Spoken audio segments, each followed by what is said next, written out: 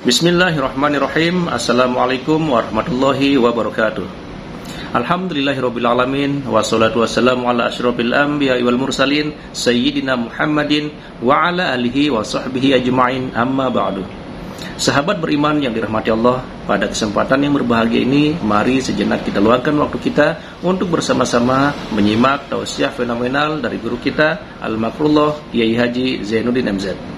Tentunya banyak sekali ilmu, hikmah, dan manfaat yang bisa kita jadikan pelajaran dalam kehidupan kita sehari-hari. Berikut ini mari kita simak bersama isi kajian beliau. Selamat mendengarkan. Saudara kaum muslimin rahimakumullah, harta adalah amanat dan akan kita pertanggungjawabkan. Allah melebihkan rizki sebagian kita dari yang lain agar kita saling tolong menolong, bantu membantu.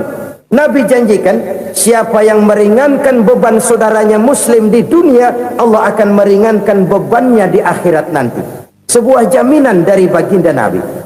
Si orang yang kita bantu barangkali tidak bisa membalas, Allah yang akan membalas lewat jalan lain yang tidak pernah kita sangka-sangka.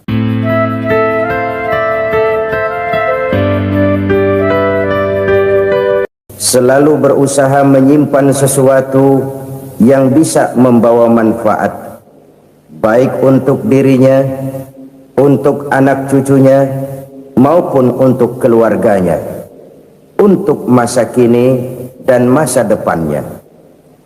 Kadang simpanan itu berbentuk uang, kadang berupa tanah, lain saat berbentuk pabrik, dan lain sebagainya. Sementara masa depan yang paling pasti adalah akhirat.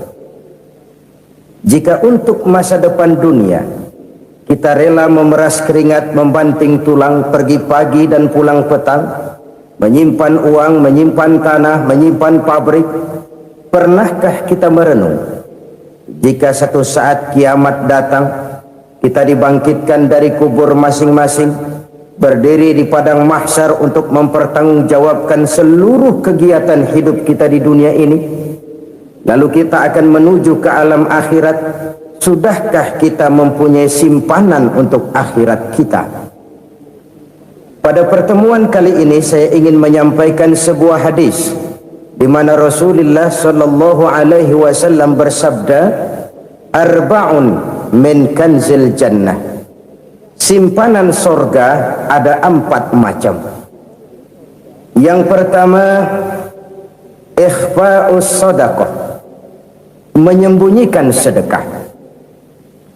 Saudara-saudara kaum muslimin, sebagaimana yang kita maklum bahwa Allah subhanahu wa ta'ala melebihkan sebagian rezeki dari kita terhadap yang lain. Ada yang kaya, ada yang setengah kaya, ada yang miskin, ada yang setengah miskin, dan selanjutnya.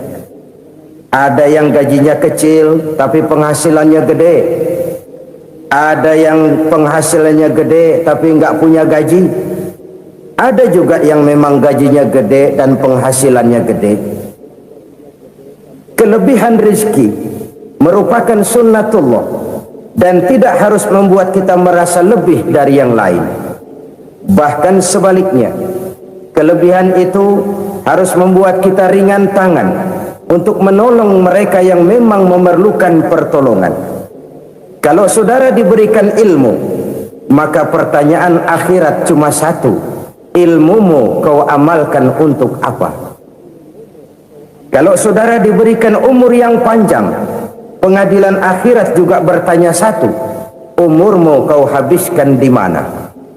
Tapi kalau saudara diberikan harta, pengadilan akhirat akan bertanya dua: hartamu kau dapat dari mana, kau belanjakan kemana? Dari mananya ditanya, dan kemananya juga ditanya. Oleh karena kita akan dimintakan pertanggungan jawab, maka amanah yang bernama harta ini harus kita gunakan dengan sebaik-baiknya. Ada penggunaan yang merupakan kewajiban, itu zakat namanya. Ada penggunaan yang sewaktu-waktu, itu infak namanya. Ada yang lebih sewaktu-waktu lagi, dan itu sedekah namanya.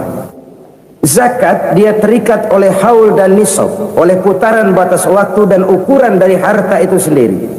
Sedangkan infak terikat oleh situasi dan kondisi perekonomian seseorang. Sedangkan sedekah tidak terikat dengan apapun. Dalam kondisi seperti apapun kita bisa melakukan sedekah dengan yang terkecil sekalipun. Sampai-sampai Rasulullah sallallahu alaihi wasallam mengajarkan, la tahqiranna minal ma'rufi syai'an walau an talqa akhaka biwajhin talik. Atau ada hadis, tabassumuka fi wajhi akhika laka shadaqah. Senyumanmu kepada temanmu adalah sedekah. Jadi untuk melakukan sedekah tidak harus dalam berbentuk uang. Dengan ilmu kita bisa sedekah, dengan tenaga kita bisa bersedekah, dengan pikiran kita bisa bersedekah, bahkan senyum kepada teman itu pun sedekah. Jadi kalau sedekah dengan uang memang belum punya uang, nyengir aja banyakin. Itu asal pada tempatnya, jangan lalu ketemu tiang listrik cengengesan. Tentu tidak pada tempatnya dan tidak wajar. Nah, sedekah yang paling dicintai Allah adalah sedekah yang disembunyikan. Artinya jauh dari sifat riya. Kan kadang-kadang ada orang sedekah itu disebutkan namanya.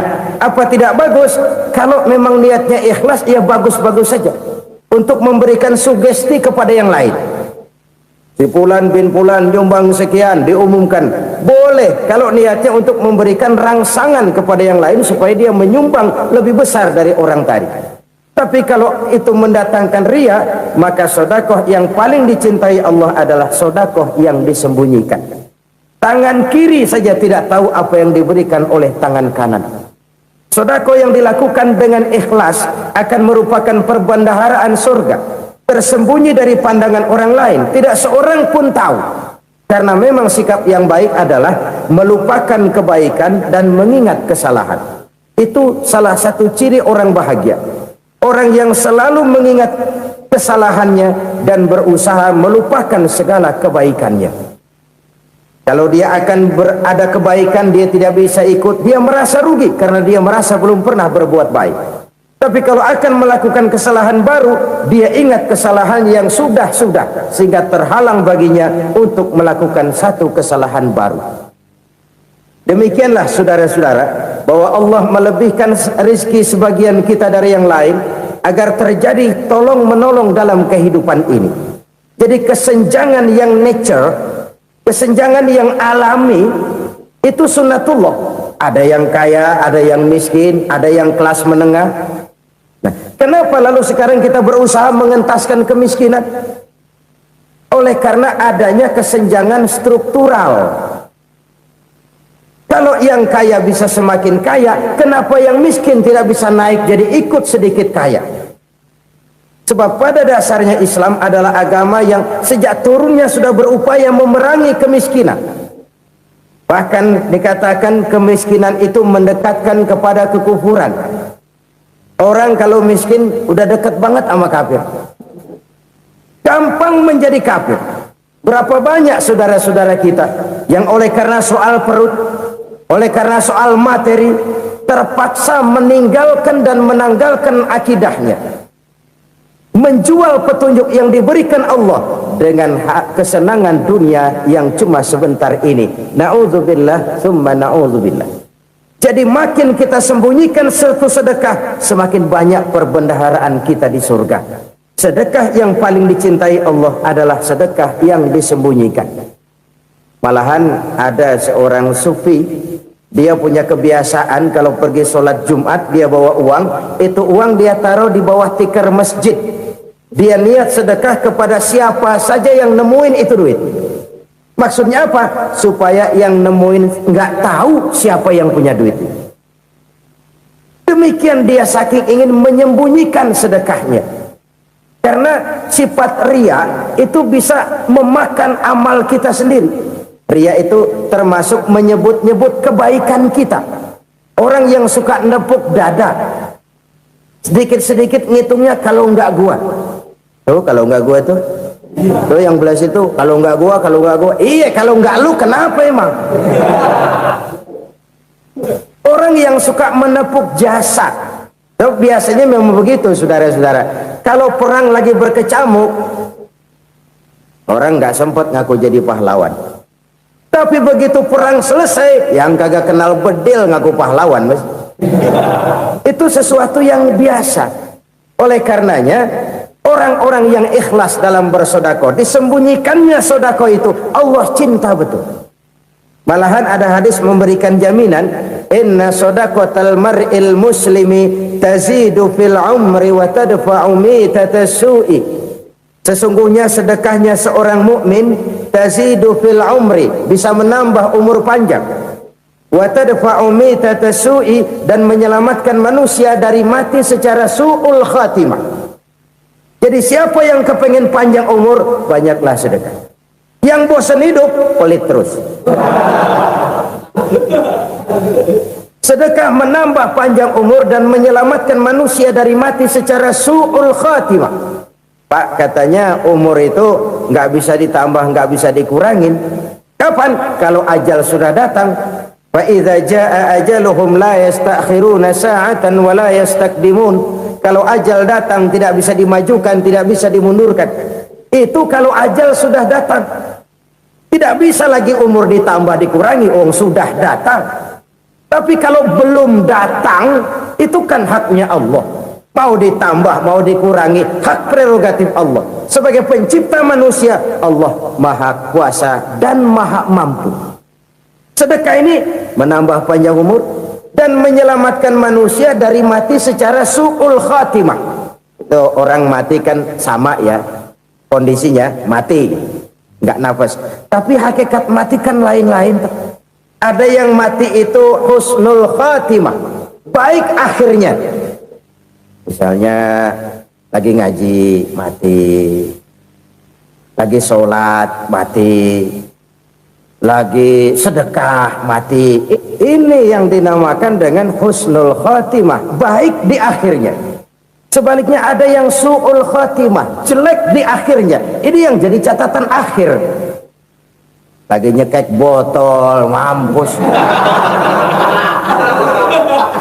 Lagi banting kartu, modar. Su'ul khatimah, jelek pada akhirnya. Sedekah menyelamatkan manusia dari mati secara su'ul khatimah. Dan kita semua kepengen mendapat husnul khatimah, jauh dari su'ul khatimah. Oleh sebab itu yang bisa menyelamatkan kita dari penyakit itu antara lain adalah sedekah yang disembunyikan, yang dikerjakan dengan ikhlas karena Allah, tidak karena kepengen dipuji orang, tidak karena ingin dikatakan orang pemurah. Sebab orang dermawan itu orang yang memberi tanpa harus diminta. Kalau masih harus diminta, ya belum dermawan namanya, masih harus diminta. Kalau nggak diminta ya tulus, lolos, polos. Saudara-saudara kaum muslimin rahimakumullah, harta adalah amanat dan akan kita pertanggungjawabkan. Allah melebihkan rizki sebagian kita dari yang lain agar kita saling tolong menolong, bantu membantu. Nabi janjikan, siapa yang meringankan beban saudaranya muslim di dunia, Allah akan meringankan bebannya di akhirat nanti. Sebuah jaminan dari baginda Nabi. Si orang yang kita bantu barangkali tidak bisa membalas, Allah yang akan membalas lewat jalan lain yang tidak pernah kita sangka-sangka. Ada orang tanya, Pak, ini ada orang nyumbang masjid sambil marah-marah, bagaimana? Saya bilang sumbangannya aja ambil, marahnya jangan. Marahnya jangan diambil, itu urusan dia. Saudara-saudara kaum muslimin rahimakumullah, umat Islam ini kan umat yang punya potensi besar. Kadang kita merenung, kenapa kadang-kadang pembangunan masjid kok lambat sekali? Kalau hotel hari ini peletakan pertama, bulan depan peresmian. Supermarket hari ini peletakan batu pertama, minggu depan peresmian. Tapi kalau sudah yang namanya masjid, kadang-kadang peletakan batu pertama sekaligus jadi batu terakhir. 3 tahun, 4 tahun, campur nebar jalak di jalanan, duit dijaring kayak ikan sepat. Apa tidak ada orang Islam yang kaya? Banyak. Apa tidak ada pengusaha muslim yang jadi konglomerat? Ada. Lalu yang belum banyak itu yang komit terhadap nilai-nilai agamanya. Akhirnya kita jatuh jadi umat yang lemah. Belum ada pengusaha konglomerat muslim buka pabrik supermi cap beduk misalnya umpamanya atau pabrik kecap cap sorban supaya identitas keislamannya sedikit kelihatan. Kita jatuh jadi umat yang lemah karena potensi tidak terinventarisir dengan baik. Kita ini ibarat kompor yang cuma matengin nasi orang lain. Potensi kita dimanfaatkan oleh orang lain. Ukhuwah Islamiyah kita baru terbatas kepada silaturahmi. Ukhuwah di bidang ekonomi kita lemah, ukhuwah di bidang kebudayaan kita lemah, apalagi ukhuwah di bidang politik kita lebih rapuh lagi. Padahal ukhuwah itu adalah totalitas kehidupan manusia, menyangkut ipoleksos bud, memerlukan nilai-nilai ukhuwah. Jadi oleh karena itu mari kita menyadari di dalam harta kita, walaupun kita yang cari pergi pagi pulang sore peras keringat banting tulang, di sana ada harta anak yatim, di sana ada hak masjid, di sana ada hak pesantren, di sana ada hak jihad. Berbahagialah seseorang apabila dia oleh Allah dijadikan keran itu menyimpan air, tapi tidak untuk dirinya, tapi disalurkannya kepada mereka yang memang memerlukannya. Saudara-saudara kaum muslimin rahimakumullah, ini yang pertama. Jadi perbendaharaan surga adalah menyembunyikan sedekah. Orang lain nggak tahu, kita pun nggak pernah ngitung-ngitung. Kita anggap lewat begitu saja, padahal itu deposit akhirat. Satu. Yang kedua, perbendaharaan surga itu apa? Wa kitmanul musibah, menyembunyikan kesulitan. Kadang orang takut menghadapi kesulitan, tapi makin kita merenung, hidup ini kan sebenarnya urusan. Takut sama urusan ya jangan hidup. Tandanya orang hidup itu kalau punya urusan. Urusan melupakan problem, problem sering menimbulkan kesulitan. Kesulitan bukan untuk ditakuti, tapi untuk diatasi dan dicarikan jalan keluarnya. Siapa sih orangnya yang nggak pernah sulit-sulit? Makin tinggi status sosialnya, makin gede urusannya. Makin tinggi kualitas imannya, makin berat tingkat kesulitannya. Cuma memang yang namanya enak itu seperti pelangi. Biang lala itu nggak pernah di atas kepala kita, di atas kepala orang melulu. Lo sih enak lo, kata kita. Dia juga bilang enak kan lo. Pelangi itu nggak pernah di atas kepala kita. Kata tukang beca, aduh enak ya naik Mercy. Kata tukang beca, apa yang di dalam mobil Mercy? Aduh enak bener tukang beca, di jok ngeringkuk ngorok pulas bener. Saya kamar pakai AC sejuk, tempat tidur sutra empuk, alga spring bed, gula kulik nggak bisa pulas kalau belum minum Valium, belum tidur. Enak bener tukang beca, di jok ngorok nggak tahu wetan kulon. Si tukang beca bilang yang di Mercy enak, yang di Mercy bilang tukang beca enak. Inilah enak, nggak pernah di atas kepala kita, di atas kepala orang lain melulu enak itu. Nah saudara-saudara,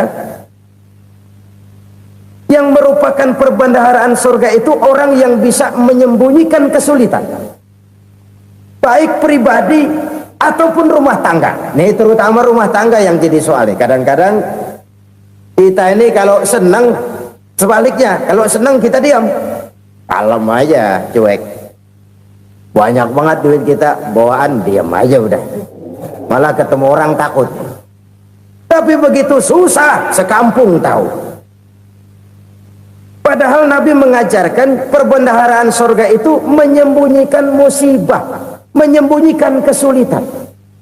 Kalau enak, cerita sama orang-orang. Kalau nggak enak, rasain sendiri, tekan sendiri, atasin sendiri. Kita kan sebaliknya, senang kita diam, asal lagi susah, paling tidak kita nyari teman buat cerita kesusahan. Siapa orangnya yang nggak pernah susah? Cuma soalnya bagaimana kita mengatasi kesusahan itu sendiri. Begitu juga misalnya kalau orang sudah berumah tangga, Itu orang tuanya harus menjadi tempat dia cerita yang enak-enak saja. Yang nggak enak rasain berdua, selesaikan berdua, atasin berdua. Jangan dibalik. Asal senang diam, giliran susah saja. Maknya laporan. Terbalik. Bisa menjaga security informasi. Maka nama bayam keluar diam, malah seluitan. Enak amat lo makan daging ayam. Security informasi. Saudara-saudara kaum muslimin rahimakumullah, ujian yang terberat itu yang pernah diberikan kepada para nabi, para rasul, para aulia, para ulama. Makin tinggi keimanan, makin berat bentuk kesulitan. Ayo saya kemukakan satu contoh saja. Ada seorang nabi yang kaya, nabi kaya, namanya Nabi Ayub. Iblis kalau orang begini kan keki, ibadahnya rajin, kaya. Nih yang kayak begini susah digodain. Kalau ibadahnya rajin, miskin, kali bisa disogok. Sini imannya mantap, ibadahnya rajin, kaya, nabi lagi. Oh, tapi namanya iblis, nggak kurang akal. Laporan, Tuhan, kenapa Les? Ya ini bahasa saya, bahasa Qurannya sih nggak gitu. Itu hambamu yang namanya Ayub, dia rajin ibadah cuma karena dikasih kaya aja. Coba kasih miskin dia, berhenti dia sembahyang. Ah, kamu bisa aja. Saya tahu Ayub itu hambaku yang ikhlas. Saya buktiin Tuhan, silahkan. Dibuktiinlah. Iblis turun ke alamin. Yang mula-mula dia lakukan, dia rusak sawah ladang Nabi Ayub, dia binasakan binatang ternak Nabi Ayub, sehingga dalam waktu singkat jatuhlah Nabi Ayub dari orang paling kaya jadi orang paling miskin. Beliau masih ibadah di mihrab dalam masjid, datang iblis. Saudara Ayub, ya, lagi ngapain? Ibadah. Nyembah Allah, nyembah Allah. Oh, percuma. Kenapa? Tuhan yang ente sembah nih, dia udah bikin miskin ente. Sawah ladang ente hancur lebur, binatang ternak binasa. Sekarang ente jadi orang paling miskin. Ngapain nyembah Tuhan kayak begitu? Tekor. Udah berhenti dah ibadah, berhenti ibadah. Ini iblis sama Tuhan lapornya lain, yang dikerjakan kepada Nabi Ayub juga lain. Benar begitu iblis, kata Nabi Ayub. Iya, sawah ladang saya habis, buras. Binatang ternak saya binasa, binasa. Saya miskin, bangpak. Apa jawab Nabi Ayub? Bukan innalillahi, ini hebat. Alhamdulillahillazi a'tani wa akhza minni. Segala puji bagi Allah yang telah memberikan harta kepada saya dan sekarang mengambilnya lagi. Alhamdulillah. Allah yang ngasih, Allah yang ambil. Itu mah urusan Allah. Iblis cuman ibadah jalan terus, sujud lagi Nabi Ayub. Iblis seleher gondok banget. Dasar Nabi nggak mempan dia apa-apain. Miskin malah alhamdulillah. Allah yang ngasih, Allah yang ambil. Jadi kalau kita tidak komit, kita tidak terikat kepada kaya, miskin, senang, susah, apa yang bisa bikin kita susah? Jadikan kekayaan, kemiskinan, jadikan senang, susah sebagai anak buah yang bisa kita atur. Jangan kekayaan ngatur kita, jangan kemiskinan ngatur kita. Kita yang harus mengatur mereka. Senang, susah, kaya, miskin, bahagia, sengsara, jadikan itu anak buah yang bisa kita atur. Kalau sekarang kita kaya, lain saat boleh jadi kita miskin, semiskin-miskinnya. Allah yang ngasih, Allah yang ambil. Tenaga mana yang bisa menghalangi? Ibadah jalan terus. Iblis makin gondok. Dasar Nabi loh.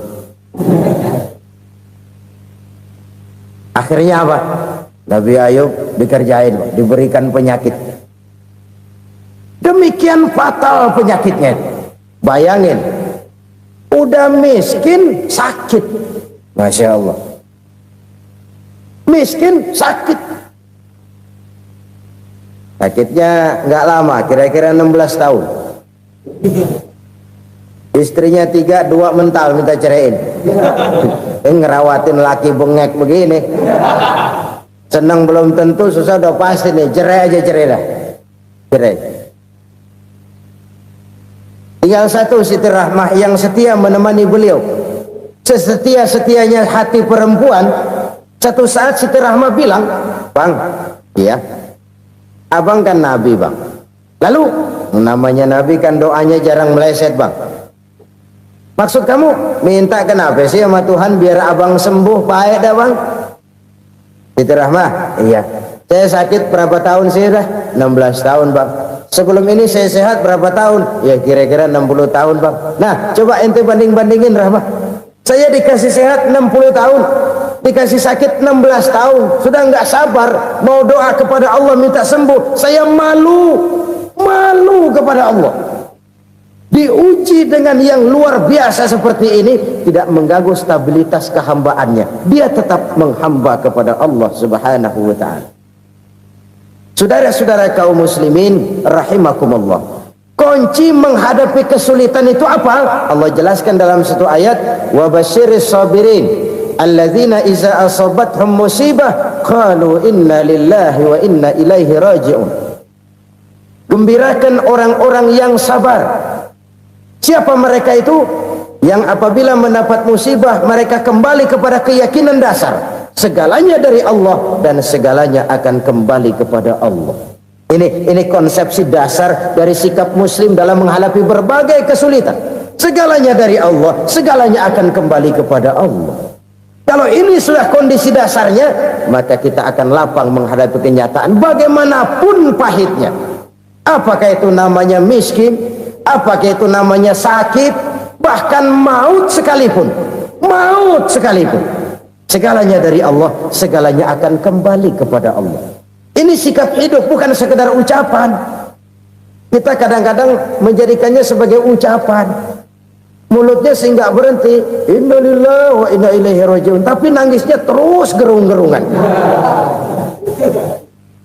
Bukan itu, ini kesadaran moral. Kalau segalanya dari Allah, segalanya kembali kepada Allah, kan sebenarnya cuma nunggu giliran. Hari ini saya nyembayangin dia, entah hari apa saya disembayangin orang. Hari ini saya antar dia ke kubur, entah hari apa orang nganterin saya ke kubur. Hari ini saya tahlilkan dia, entah nanti kapan orang tahlilkan saya. Segalanya dari Allah, segalanya akan kembali juga kepada Allah. Oleh sebab itu saudara-saudara, kesulitan bukan untuk ditakuti. Kesulitan justru untuk diatasi, dicarikan jalan keluarnya. Dan tidak ada orang yang tidak pernah mendapat kesulitan. Tidak ada. Semakin tinggi status sosial, semakin tinggi kualitas keimanan, semakin besar juga tingkat kesulitan. Hanya saja bagaimana cara kita mengatasinya. Dan Al-Quran menyatakan, inna ma'al usri yusra. Di balik kesulitan itu pasti ada kemudahan. Roda itu berputar. Karena itu Rasulullah sallallahu alaihi wasallam mengingatkan kepada kita, ta'arraf ilallahi fir raha ya'rifka fis syiddah. Ingatlah kepada Allah di waktu kamu senang, supaya Allah ingat kepada kamu di waktu kamu susah.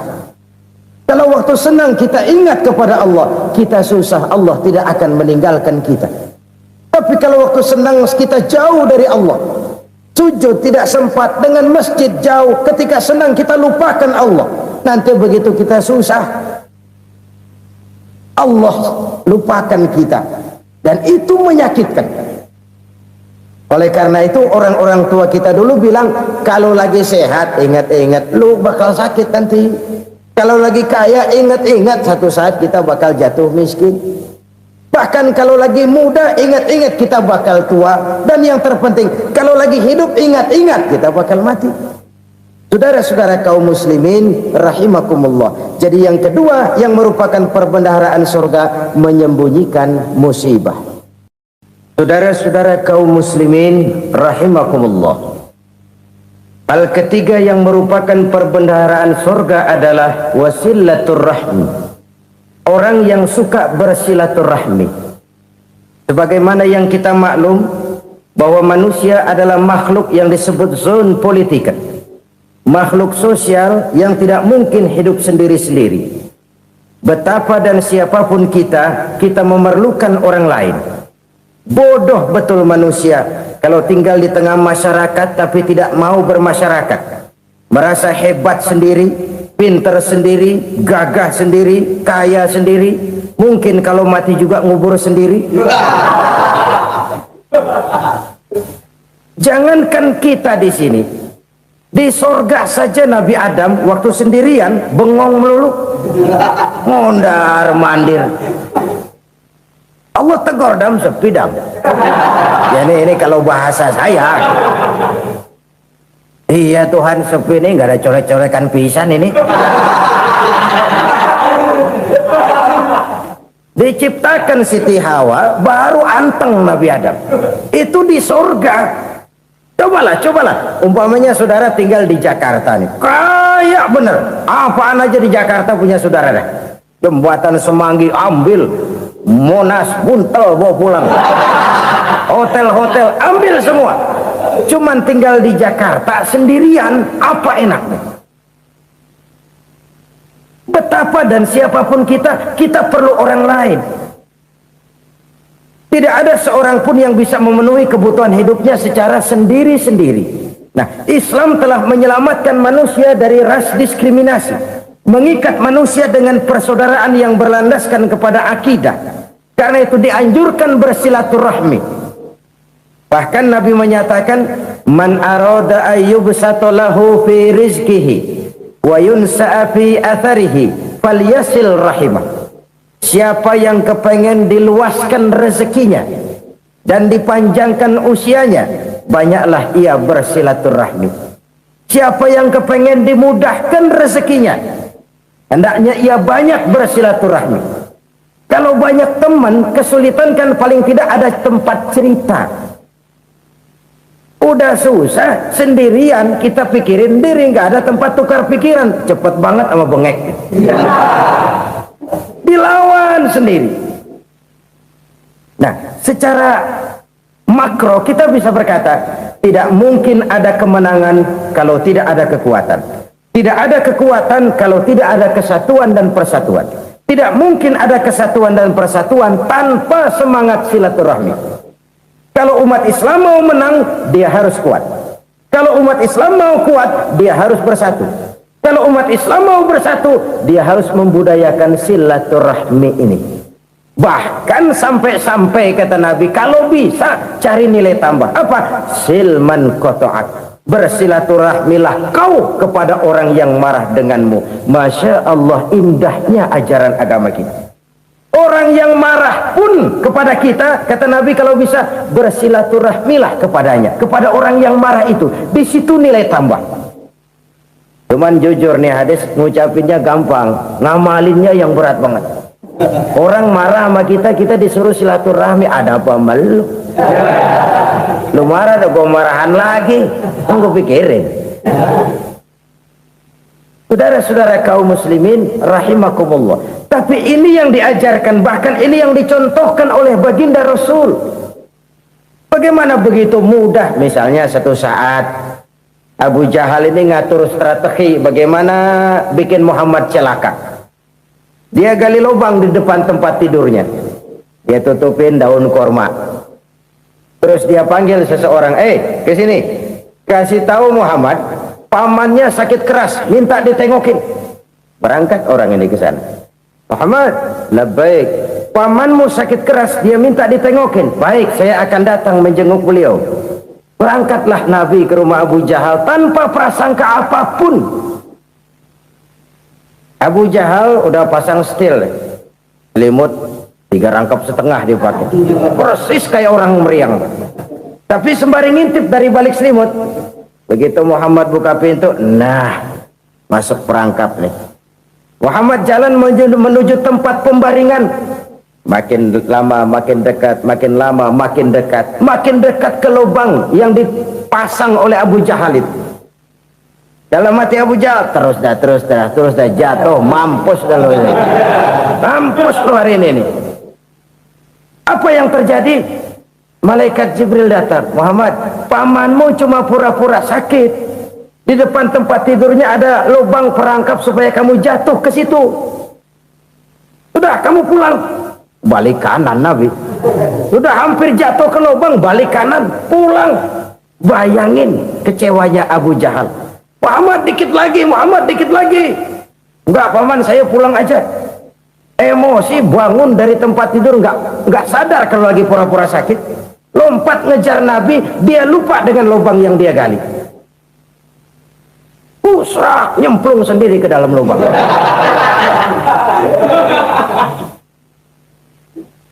Nabi terus berlalu. Ini terjadi keanehan. Jatuh ke lubang yang dia gali itu sebenarnya nggak terlalu dalam ya, antara 3-4 meteran lah. Tolong, saya jatuh ke lubang ini. Datanglah pelayan-pelayannya itu. Angkat saya dari sini. Oh, yang ngulurin tambang. Satu gulung, belum juga nyampe itu tambah. Kurang, beli lagi ke warung. Sambung, ulur lagi, nggak juga bisa sampai. Wah, ini kerjaan Muhammad ini. Tolong, siapa salah seorang kamu ke rumah Muhammad, kasih tahu encangnya kecebur. Minta ditolongin. Sampaikan kepada Rasul. Kenapa? Pamanmu jatuh ke lubang, Muhammad minta tolong diangkatin. Tambang udah nyambung-nyambung nggak nyampe juga. Ya, nanti saya datang, saya tolong. Coba. Nyata-nyata orang berniat jahat mau mencelakakan dia. Datang dia menolong. Ini yang disebut air tuba dibalas air susu ya ini. Bukan sebaliknya. Air tuba dibalas air susu. Paman, kecebur ya? Iya Muhammad, tolong ini. Pegang tangan saya.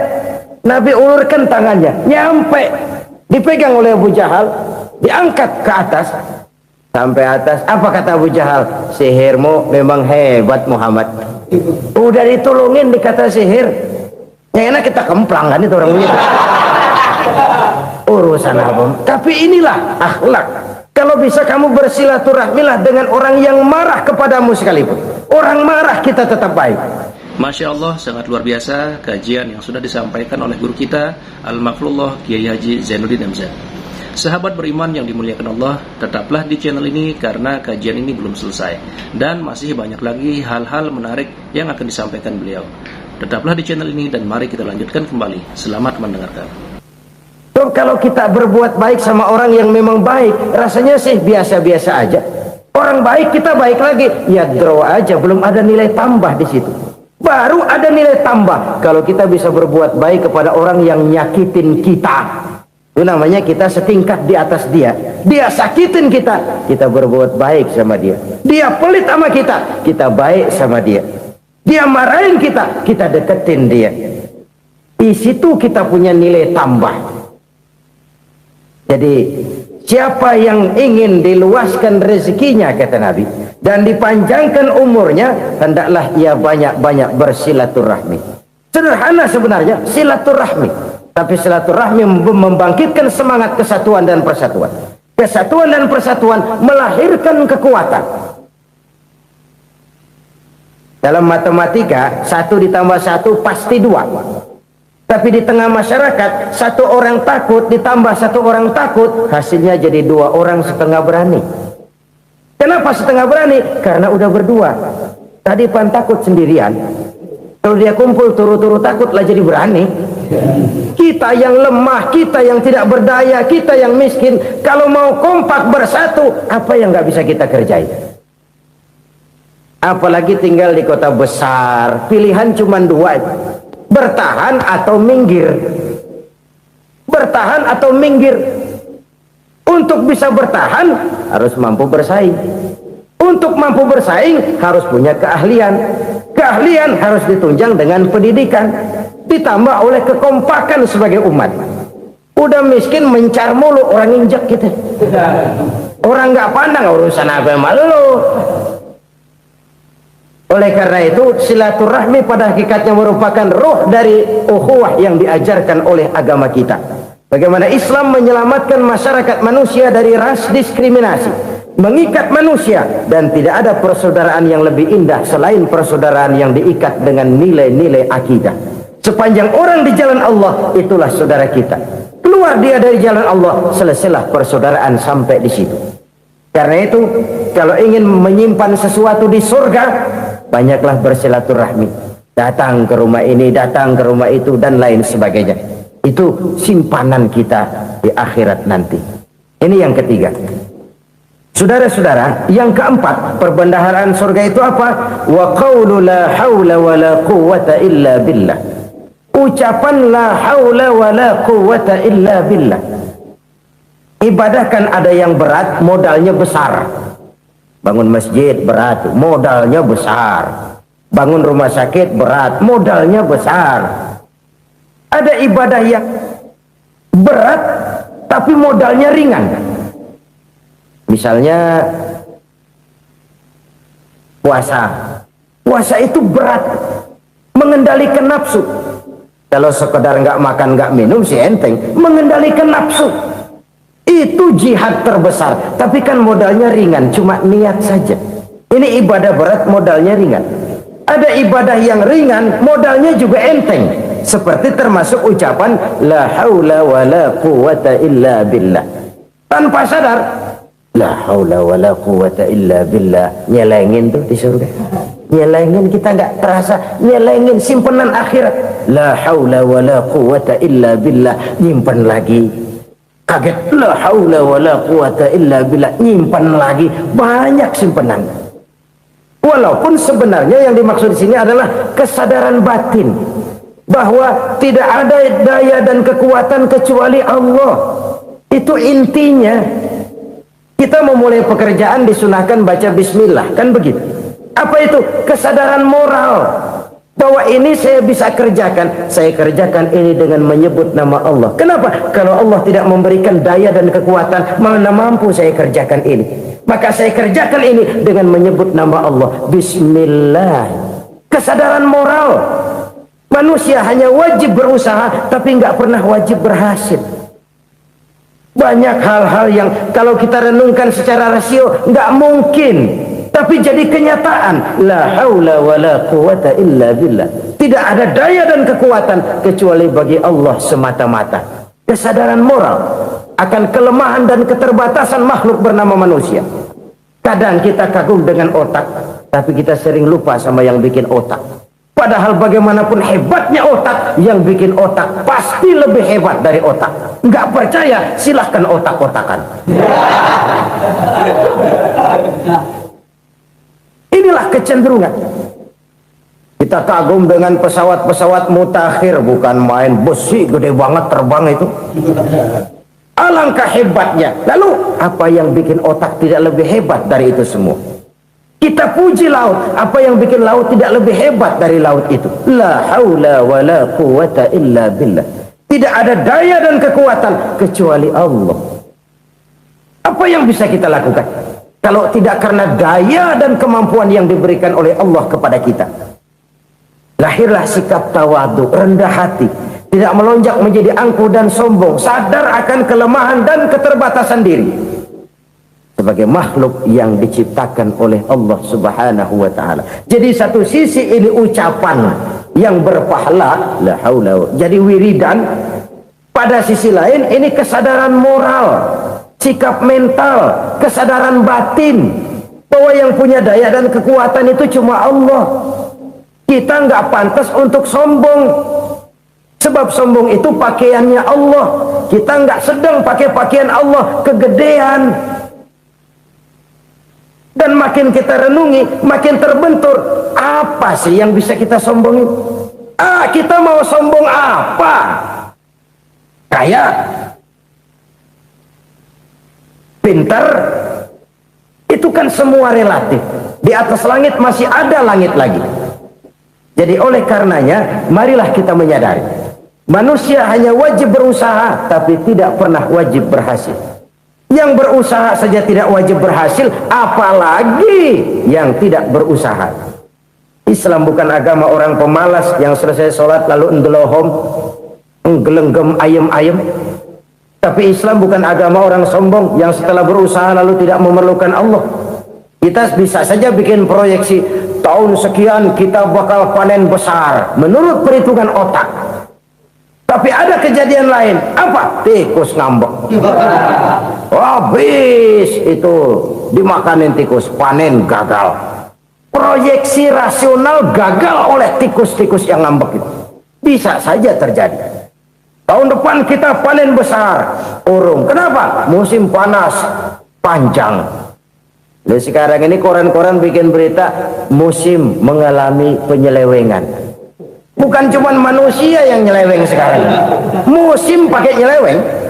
Mestinya kan musim hujan udah selesai, masih hujan-hujan juga. Musim.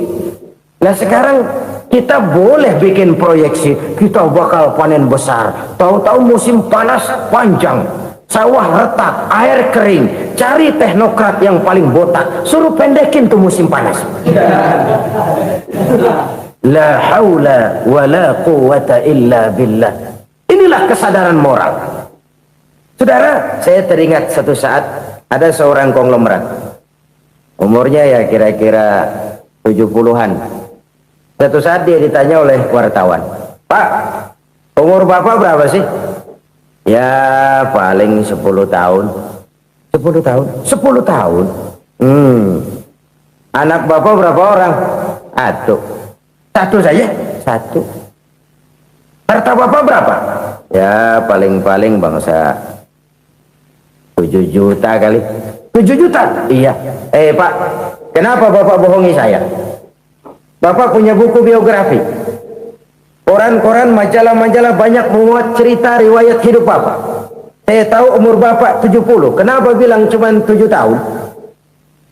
Saya tahu anak Bapak 8. Kenapa cuma bilang 1?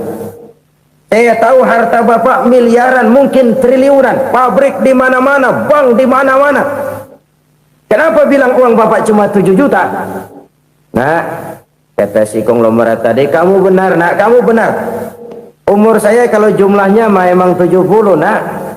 Cuman ingat-ingat saya, baru 7 tahun terakhir ini saya sujud. Baru 7 tahun terakhir ini saya berusaha dekat dengan Allah. Saya laksanakan perintahnya, saya jauhi larangannya. 7 tahun inilah rasanya yang ada nilainya di hadapan Allah. Yang 63 tahun matong, kelabu, kelem umur gue. Habis untuk maksiat, untuk munkarat. Maka ketika ditanya tadi, umur saya 7 tahun itu. Oh begitu Pak. Oh iya. Lalu anak Pak, anak Bapak kan 8. Kenapa bilang cuma 1? Nah, kalau jumlah hitungannya memang anak saya 8. Tapi dari 8 orang ini rasanya cuma 1 nih yang bakal jadi buah hati, belahan jantung, pelanjut cerita, penerus sejarah, bakal jadi anak soleh yang akan mendoakan saya. Cuma 1 rasanya anak saya ini yang bakal jadi buah hati saya, besar-besaran saya, yang akan mendoakan di kubur saya, yang akan mendoakan di akhirat saya. Yang 7 orang mana? Masya Allah, yang 1 tenggeng, yang 1 nyekek botol mulu, yang 1 nggak karu-karuan. Makanya saya bilang 1 anak saya yang akan bisa mendoakan saya. Oh begitu Pak. Iya. Nah harta Pak, harta Bapak kan triliunan, pabrik Bapak di mana-mana, uang Bapak hampir di tiap bank-bank besar. Kenapa bilang cuma 7 juta? Betul kau Nak. Harta saya kalau jumlahnya memang miliaran, triliunan mungkin. Tapi yang saya ingat baru 7 juta tuh yang saya belanjakan di jalan Allah. Saya nyumbang masjid, saya santuni yatim piatu, saya bantu pembangunan pesantren, saya bantu pembangunan rumah sakit Islam. Itu yang akan saya bawa pulang ke akhirat, yang 7 juta itu. Yang triliunan itu nanti akan diperebutkan oleh anak-anak saya sebagai waris saya. Jadi harta saya 7 juta itu yang bakal nemenin saya di akhirat, yang akan saya bawa pulang jadi teman saya. Saudara-saudara kaum muslimin, jangan-jangan orang tua itu adalah kita-kita ini. Jangan-jangan kita-kita ini adalah orang tua itu. Jangan-jangan itu potret dari diri kita masing-masing. Dari sekian umur yang diberikan Allah, berapa tahun yang ada nilainya di hadapan Allah? Dari sekian anak-anak yang merupakan amanah, berapa yang akan mendoakan kita sebagai orang tuanya menjadi anak soleh? Dari sekian banyak harta yang diberikan Allah, berapa yang akan kita bawa pulang menghadapnya nanti, yang kita belanjakan di jalan Allah? Ini sebuah potret kehidupan. Karena itu kita kembali kepada la haula wa la quwwata illa billah. Kita wajib berusaha, kita wajib berikhtiar. Selebihnya segala daya dan kekuatan hanya milik Allah saja semata-mata. Satu kesadaran batin dari setiap pribadi muslim. Setelah ia berusaha dan berikhtiar, ia menyerahkannya kepada Allah Subhanahu wa ta'ala. Jadi satu sisi ini merupakan wiridan ucapan yang mengandung pahala, pada sisi lain ini merupakan sikap batin dari seorang muslim di dalam ia menghadapi realitas kehidupan ini.